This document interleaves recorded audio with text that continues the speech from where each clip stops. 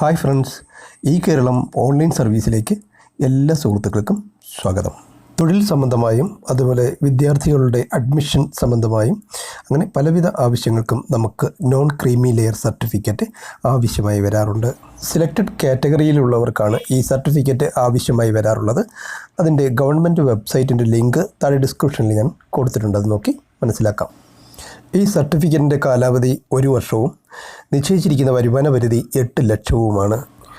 ഈ സർട്ടിഫിക്കറ്റ് ഈ district portal വഴി നമ്മുടെയൊക്കെ കൈവശമുള്ള മൊബൈൽ ഉപയോഗിച്ചും അതേപോലെ കമ്പ്യൂട്ടർ ഉപയോഗിച്ചും എങ്ങനെ എടുക്കാമെന്നാണ് ഇന്നത്തെ വീഡിയോയിൽ പരിശോധിക്കുന്നത്. വീഡിയോ അവസാനം കാണുക, കാരണം ഇതിൻ്റെ പേയ്മെൻറ്റ് സമയത്തും അതേപോലെ ഡോക്യുമെൻറ്റ്സ് അപ്ലോഡിംഗ് സമയത്തും ബുദ്ധിമുട്ടുകൾ നേരിടുന്നതായി പറയുന്നുണ്ട്. ആ വിഷയങ്ങളൊക്കെ നമ്മൾ പരിഹരിക്കത്തക്ക രീതിയിലാണ് ഇന്നത്തെ വീഡിയോ നമ്മൾ തയ്യാറാക്കിയിരിക്കുന്നത്. അതുകൊണ്ട് അവസാനം കാണുക. ഈ ഡിസ്ട്രിക്റ്റ് വഴി നമുക്ക് 24ഓളം സർട്ടിഫിക്കറ്റുകൾ അപേക്ഷിച്ചെടുക്കുവാൻ സാധിക്കും. ഇവ ഓരോന്നും ചാനലിൽ നമ്മൾ പോസ്റ്റ് ചെയ്യുന്നതായിരിക്കും. അവ എങ്ങനെയാണ് ചെയ്യുന്നത് എന്നുള്ളതിനെക്കുറിച്ച് വിശദമായ വീഡിയോകൾ വരും ദിവസങ്ങളിൽ പോസ്റ്റ് ചെയ്യുന്നതായിരിക്കും. ഇപ്പോൾ തന്നെ നിങ്ങൾ ചാനൽ സബ്സ്ക്രൈബ് ചെയ്ത് ബെൽ നോട്ടിഫിക്കേഷൻ എനേബിൾ ചെയ്ത് വയ്ക്കുക. അപ്പോൾ തുടർന്ന് വരുന്ന വീഡിയോകളും നിങ്ങൾക്ക് ലഭിക്കുന്നതായിരിക്കും. വെബ്സൈറ്റിൻ്റെ പേര് edistrict.kerala.gov.in എന്നാണ്. ഇതാണ് ഹോം പേജ്. ഇവിടെ പ്രവേശിച്ചതിന് ശേഷം നമ്മൾ ന്യൂ യൂസർ ക്രിയേഷൻ എന്നുള്ള ലിങ്കിൽ ക്ലിക്ക് ചെയ്ത് കൊടുക്കുകയാണ് വേണ്ടുന്നത്, ആദ്യമായിട്ട് രജിസ്റ്റർ ചെയ്യുന്നതിന് വേണ്ടി. അതിനുശേഷം നമ്മൾ ഇങ്ങനെയൊരു പേജിലാണ് എത്തുന്നത്. ഇവിടെ നമുക്ക് വേണ്ടുന്നത് നമ്മുടെ കുടുംബത്തിലെ ആരുടെയെങ്കിലും 18 വയസ്സ് കഴിഞ്ഞ ആരുടെയെങ്കിലും ഒരു ആധാർ കാർഡാണ് വേണ്ടുന്നത്. അതിൽ ഡേറ്റ് ഓഫ് ബർത്ത് കൃത്യമായിട്ട് ഉണ്ടായിരിക്കണം. ഡേയും മന്തും ഇയറും കൃത്യമായിട്ടുള്ള ഒരു ആധാർ കാർഡാണ് വേണ്ടുന്നത്. മറ്റൊരു കാര്യം ശ്രദ്ധിക്കേണ്ടത്, ഈ ഒറ്റ രജിസ്ട്രേഷനിലൂടെ തന്നെ നമ്മളെ കുടുംബത്തിലെ ആർക്കും ഈ 24ഓളം സർട്ടിഫിക്കറ്റുകൾ ഉണ്ടെന്ന് പറഞ്ഞു. അതിലേത് വേണമെങ്കിലും എടുക്കാൻ സാധിക്കും. മാസത്തിൽ ഒരു മാസം 5 എണ്ണം മാത്രമേ എടുക്കാൻ സാധിക്കൂ എന്നേ ഉള്ളൂ. കൂടുതൽ സർട്ടിഫിക്കറ്റ് വേണമെങ്കിൽ ഒന്നിലധികം ആൾക്കാരുടെ പേരിൽ രജിസ്റ്റർ ചെയ്യേണ്ടി വരും. പക്ഷേ സാധാരണഗതിയിൽ ഒറ്റ രജിസ്ട്രേഷനിലൂടെ തന്നെ നമുക്ക് ആവശ്യമുള്ള സർട്ടിഫിക്കറ്റുകൾ അപേക്ഷിക്കാൻ സാധിക്കുന്നതാണ്. ഇനി നമുക്ക് രജിസ്ട്രേഷൻ ഫോം എങ്ങനെ ഫില്ല് ചെയ്യേണ്ടത് നോക്കാം. നമ്മുടെ കൈവശമുള്ള ആധാറിലെ പേര് അത് അതേപോലെ തന്നെ ടൈപ്പ് ചെയ്ത് കൊടുക്കുക. സ്പേസ് ഒക്കെ ഉണ്ടെങ്കിൽ അത് അതേപോലെ കൊടുക്കുക, ഇനിഷ്യൽ ഉൾപ്പെടെ. അതിനുശേഷം അതിലെ ഡേറ്റ് ഓഫ് ബർത്ത് കൃത്യമായിട്ട് ടൈപ്പ് ചെയ്ത് കൊടുക്കേണ്ടതാണ്. അതിനുശേഷം നമ്മുടെ വീട്ടുപേര്, അതേപോലെ ലൊക്കാലിറ്റി, പ്ലേസ്, ഡിസ്ട്രിക്റ്റ് തുടങ്ങിയവയൊക്കെ കൃത്യമായിട്ട് ടൈപ്പ് ചെയ്ത് കൊടുക്കേണ്ടതാണ്. അതിനുശേഷം നമുക്ക് മൊബൈൽ നമ്പർ കൊടുക്കേണ്ടതാണ്. അതേപോലെ ആധാർ നമ്പരും കൊടുക്കേണ്ടത്. മൊബൈൽ നമ്പർ ആധാറിൽ കൊടുത്തിട്ടുള്ള ആളിൻ്റെ മൊബൈൽ തന്നെ വേണമെന്നില്ല. നമ്മുടെ കൈവശമുള്ള ഏതെങ്കിലും മൊബൈൽ നമ്പർ കൊടുത്താൽ മതിയാകും. പക്ഷേ ആധാർ നമ്പർ കൃത്യമായിട്ട് ടൈപ്പ് ചെയ്ത് കൊടുക്കേണ്ടതാണ്. മൊബൈൽ നമ്പറിലേക്ക് OTP വരുന്നതാണ്. അതുകൊണ്ട് കൃത്യമായിട്ട് നമ്മുടെ കൈവശമുള്ള ഏതെങ്കിലും ഒരു മൊബൈൽ നമ്പർ ടൈപ്പ് ചെയ്ത് കൊടുക്കേണ്ടതാണ്. അതിനുശേഷം ഒരു മെയിൽ ID കൊടുക്കേണ്ടതാണ്. ഓരോ മൊബൈലിലും ഒരു മെയിൽ ID ഉണ്ടാകും. ആ മെയിൽ ID തന്നെ കൊടുത്താൽ മതിയാകും. മെയിലിലേക്ക് വരുന്ന OTP വാലിഡേഷൻ ചെയ്യണമെന്ന് കമ്പൽസറി അല്ല, പിന്നീട് സൗകര്യം പോലെ ചെയ്താലും മതിയാകും. പക്ഷേ മൊബൈലിലേക്ക് വരുന്ന OTP കൃത്യമായിട്ട് വാലിഡേറ്റ് ചെയ്യേണ്ടതുണ്ട്. അതിനുശേഷം നമ്മൾ ചെയ്യേണ്ടുന്നത് പാസ്വേഡ് കൊടുക്കുക എന്നുള്ളതാണ്. പാസ്വേഡ് ആൽഫ ന്യൂമറിക് ആയിരിക്കണം. ഉദാഹരണത്തിന് പറഞ്ഞാൽ ഈ കേരളം @2021 എന്ന് കൊടുത്തിട്ട് അതിലെ ഈ മാത്രം ക്യാപിറ്റൽ ലെറ്റർ കൊടുത്താൽ ശരിയാവുന്നതാണ്. അതേപോലുള്ള പാസ്വേഡുകൾ നിങ്ങൾക്ക് കൊടുക്കാവുന്നതാണ്. പിന്നീടുള്ളത് റിക്കവറി ക്വസ്റ്റ്യൻ ആണ്. അതിൽ നമുക്ക് വാട്ട് ഈസ് യുവർ ഹോബി എന്ന് കൊടുത്തിട്ട് റീഡിംഗ് എന്നോ മറ്റോ കൊടുക്കാവുന്നതാണ്. അതുപോലെ പാസ്വേഡ് 2 പ്രാവശ്യം ടൈപ്പ് ചെയ്ത് കൊടുക്കേണ്ടതുണ്ട്. അതിനുശേഷം തൊട്ട് താഴോട്ട് വന്നിട്ട് ക്യാപ്ച കോഡ് ടൈപ്പ് ചെയ്ത് കൊടുക്കേണ്ടതാണ്. ഇവിടെ ഇപ്പം 741 എന്നുള്ളത് ടൈപ്പ് ചെയ്തതിന് ശേഷം തൊട്ട് താഴെ വന്ന് I agree എന്നുള്ള ടിക്ക് മാർക്ക് കൊടുത്തതിന് ശേഷം വാലിഡേറ്റ് എന്നുള്ള ലിങ്കിൽ ക്ലിക്ക് ചെയ്ത് കൊടുക്കേണ്ടതാണ്. അപ്പോൾ നമുക്കുള്ള കൊടുത്ത ഡീറ്റെയിൽസൊക്കെ കറക്റ്റ് ആണെന്നെങ്കിൽ വാലിഡേഷൻ സക്സസ്ഫുള്ളി എന്ന് കാണിക്കുകയും ചെയ്യും. അതിനുശേഷം രജിസ്ട്രേഷൻ എന്നുള്ള ബട്ടണിൽ പ്രസ് ചെയ്ത് കൊടുക്കാവുന്നതാണ്. നിങ്ങൾ മൊബൈൽ വഴിയാണ് ചെയ്യുന്നതുണ്ടെങ്കിൽ വെർട്ടിക്കലായിട്ട്, അതായത് മൊബൈൽ തിരിച്ചു പിടിച്ചാൽ ഇങ്ങനെയൊരു സ്ക്രീൻ നിങ്ങൾക്ക് ലഭിക്കുന്നതായിരിക്കും. അപ്പോൾ സൗകര്യമായിട്ട് ചെയ്യാനും സാധിക്കുന്നതായിരിക്കും. ഇവിടെ വാലിഡേഷൻ എന്ന് കൊടുക്കുമ്പോൾ അവിടെ വാലിഡേറ്റഡ് സക്സസ്ഫുള്ളി എന്ന് കാണിക്കുന്നതാണ്. അവിടെ ഓക്കെ കൊടുത്തതിന് ശേഷം തൊട്ട് താഴെ വന്ന് നമുക്ക് രജിസ്റ്റർ എന്നുള്ള ബട്ടണിൽ പ്രസ് ചെയ്ത് കൊടുക്കേണ്ടതാണ്. അതിനുശേഷം ഇങ്ങനെയൊരു വിൻഡോ വരികയും ഇവിടെ security password received your mobile എന്നും റിസീവ്ഡ് യുവർ മെയിൽ എന്നും കാണും. ഇതിൽ നമുക്ക് മൊബൈലിൽ വന്ന സെക്യൂരിറ്റി പാസ്വേഡ് ടൈപ്പ് ചെയ്ത് കൊടുത്ത് കൺഫേം കൊടുക്കുക മാത്രമേ വേണ്ടൂ.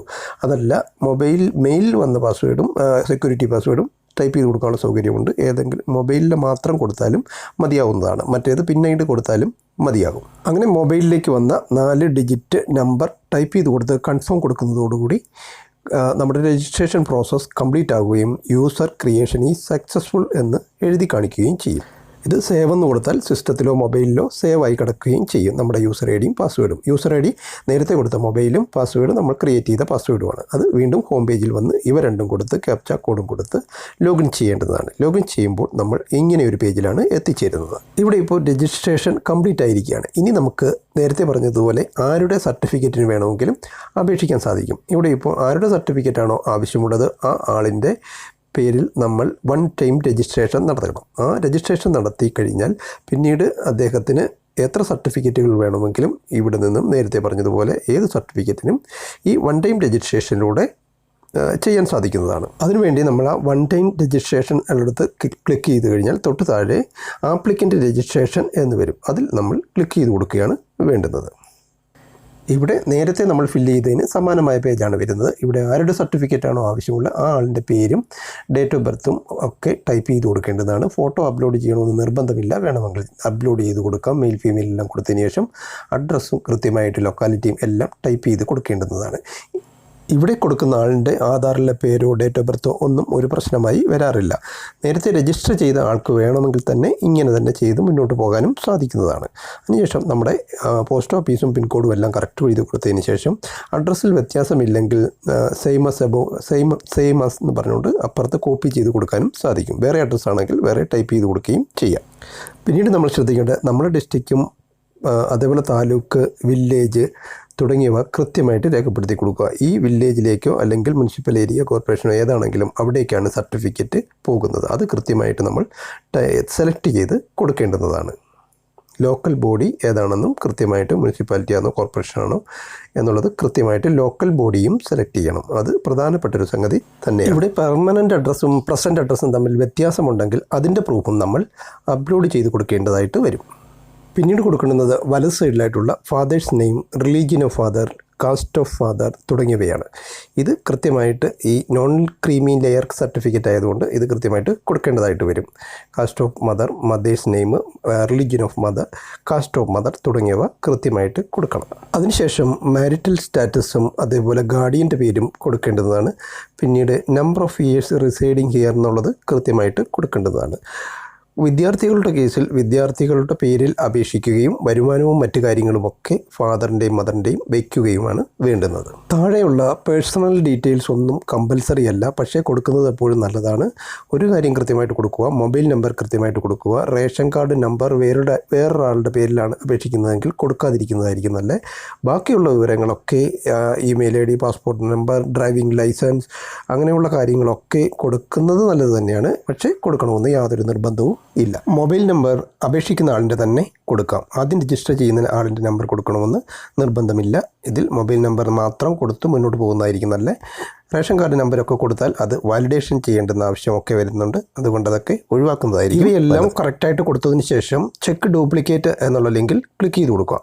അപ്പോൾ എല്ലാം ഓക്കെ ആണെന്നുണ്ടെങ്കിൽ നമുക്ക് സബ്മിറ്റ് ചെയ്യാനുള്ള ലിങ്ക് പ്രത്യക്ഷപ്പെടുകയും സബ്മിറ്റ് ചെയ്യുകയും ചെയ്യാം. പക്ഷേ നമ്മൾ വേറെ ഏതെങ്കിലും സെൻറ്ററുകളിൽ നേരത്തെ രജിസ്റ്റർ ചെയ്ത് അപേക്ഷിച്ചിട്ടുണ്ടെങ്കിൽ ഓൾറെഡി എക്സിസ്റ്റിംഗ് എന്ന് കാണിക്കും. അപ്പോൾ നമ്മൾ കൺഫേം കൊടുക്കുകയാണ് വേണ്ടുന്നത്. പിന്നീട് നമുക്ക് ഇവിടെ തന്നെ ഇടത് സൈഡിൽ നേരത്തെ കാണിച്ചെടുത്ത എഡിറ്റ് ഓപ്ഷൻ ഉണ്ട്. അവിടെ പോയി വേണമെങ്കിൽ എഡിറ്റ് ചെയ്യാം. സാധാരണ എഡിറ്റ് ചെയ്യേണ്ട ആവശ്യം വരാറില്ല. അങ്ങനെ തന്നെ പിന്നീട് നമുക്ക് അപേക്ഷിക്കാനും സാധിക്കുന്നതായിരിക്കും.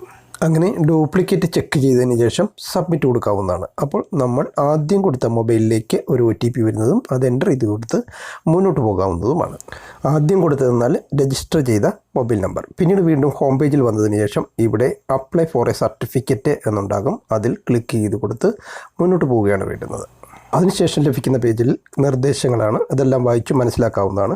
തൊട്ട് താഴെയായി ഗെറ്റ് സ്റ്റാർട്ടഡ് എന്ന് കാണും. അതിൽ ക്ലിക്ക് ചെയ്ത് മുന്നോട്ട് പോകാവുന്നതാണ്. അതിനുശേഷം ലഭിക്കുന്ന പേജിൽ നമ്മൾ നേരത്തെ അപേക്ഷിച്ചിട്ടുണ്ടെങ്കിൽ അതിൻ്റെ ഡീറ്റെയിൽസ് അവിടെ വന്ന് കിടക്കുന്നത് കാണാം. അത് നമ്മൾ ക്ലിയർ എന്നുള്ള ലിങ്കിൽ ക്ലിക്ക് ചെയ്ത് അത് ഒഴിവാക്കേണ്ടതാണ്. അതിനുശേഷം നമുക്ക് ഇങ്ങനെയൊരു പേജ് ലഭിക്കും.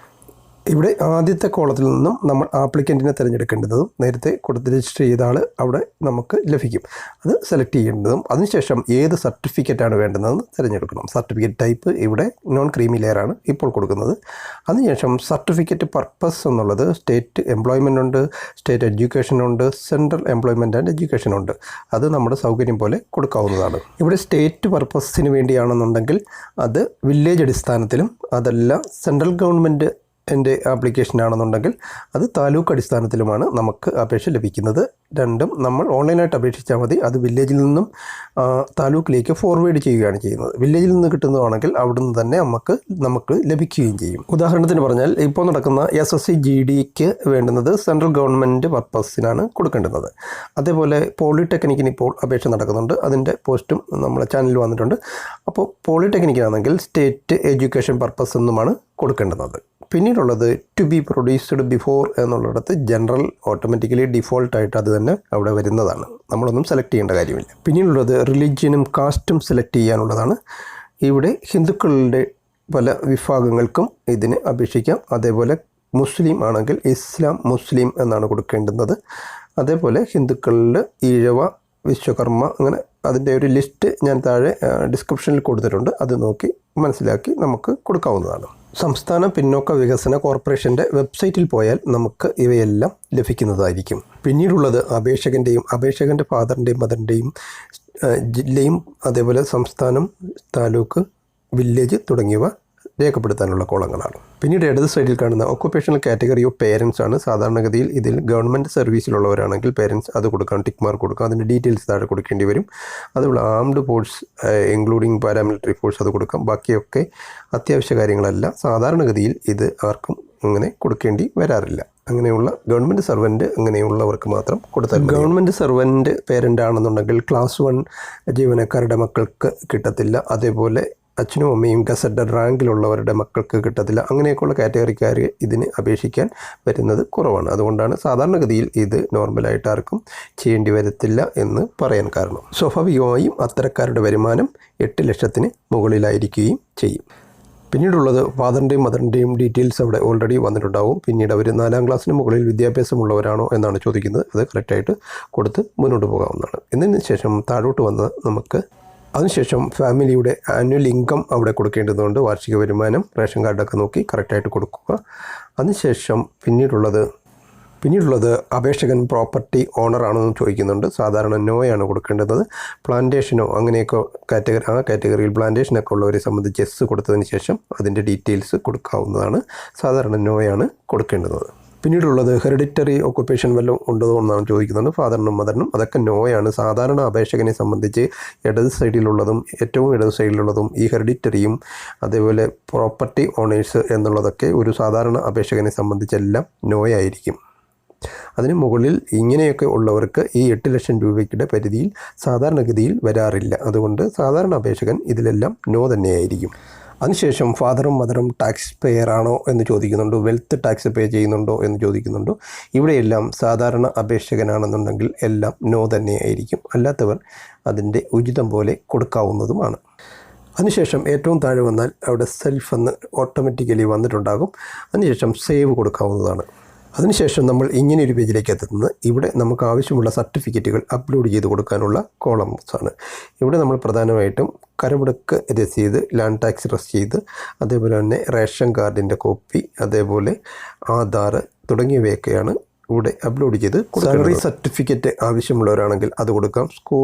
സ്കൂൾ സർട്ടിഫിക്കറ്റ് നിർബന്ധമായും നമ്മളിവിടെ അപ്ലോഡ് ചെയ്ത് കൊടുക്കണം കാസ്റ്റ് തെളിയിക്കുന്നതിനായിട്ട്. പിന്നീട് ആവശ്യമുള്ള സർട്ടിഫിക്കറ്റ് ഏതൊക്കെയാണോ അതെല്ലാം ഇവിടെ അഫിഡവിറ്റ് ഉണ്ട്. അതൊക്കെ നമുക്കിവിടെ അപ്ലോഡ് ചെയ്ത് കൊടുക്കാവുന്നതാണ്. ഇവിടെ നമുക്ക് ഈ സർട്ടിഫിക്കറ്റുകൾ ഒന്നുകിൽ നമ്മുടെ മൊബൈൽ ഉപയോഗിച്ച് ഫോട്ടോ എടുത്തതിന് ശേഷം ഗാലറിയിൽ കൊണ്ടുപോയതിന് ശേഷം വെബ്സൈറ്റുകളുടെ സഹായത്തോടുകൂടി അത് PDF-ലാക്കി 100 KB താഴെയുള്ള ഫയൽ സൈസാക്കി PDF-ൽ സേവ് ചെയ്ത് ഇതിലേക്ക് അപ്ലോഡ് ചെയ്യാം. രണ്ടാമത്തെ മാർഗം ഏതെങ്കിലും ഇൻ്റർനെറ്റ് കഫേയിൽ പോയി ഈ സർട്ടിഫിക്കറ്റുകളെല്ലാം 100 KB താഴെയുള്ള PDF ഫയലായിട്ട് സേവ് ചെയ്ത് നേരത്തെ വച്ചിട്ടുണ്ടെങ്കിൽ അത് അപ്ലോഡ് ചെയ്ത് കൊടുക്കുകയും ആകാം.